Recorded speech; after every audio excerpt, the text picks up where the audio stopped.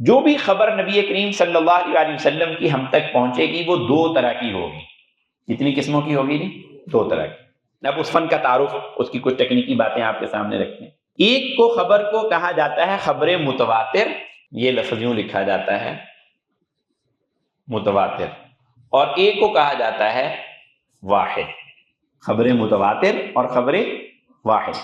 خبر متواتر کسی ایسی خبر کو، ایسی روایت کو کہا جاتا ہے جس کو نقل کرنے والے، آگے رپورٹ کرنے والے اول وقت سے لے کر اب تک کے زمانے میں اتنے زیادہ لوگ اس کو نقل کر رہے ہوں، رپورٹ کر رہے ہوں کہ وہ سارے کے سارے جھوٹے ہوں،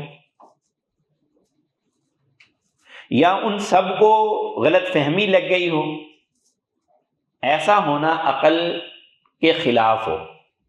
مثال کے طور پر ابھی فیضان صاحب یہاں پڑھا کر گئے، آپ 10 لوگ یہاں بیٹھے ہوئے،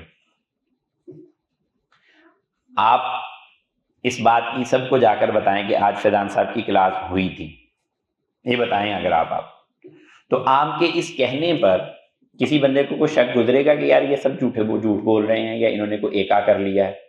نہیں نہ ہوگا. لیکن آپ میں سے کوئی بھی نہیں آیا اور ایک شخص تھا یہاں بیٹھا، اس نے کہا کہ فیضان صاحب کی کلاس بھی اس نے سنی اور اس نے کہا کہ نہیں فیضان صاحب کی آج کلاس نہیں ہوئی.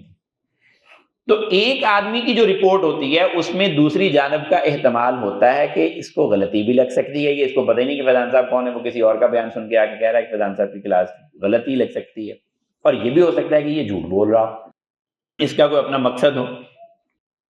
تو ایک آدمی ہوں یا دو آدمی ہوں یا تین آدمی ہوں، ان کا اتفاق کر لینا کسی غلط بات پر بھی ممکن ہوتا ہے اور ان کو غلطی لگ جانا بھی ممکن ہوتا ہے.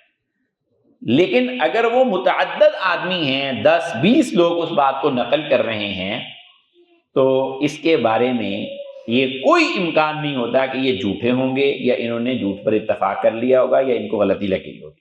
ایسی خبر کو کیا کہا جاتا ہے؟ خبر متواتر.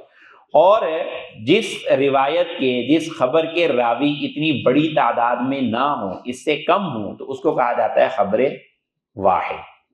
اس کو کیا کہا جاتا ہے؟ خبر واحد کہا جاتا ہے.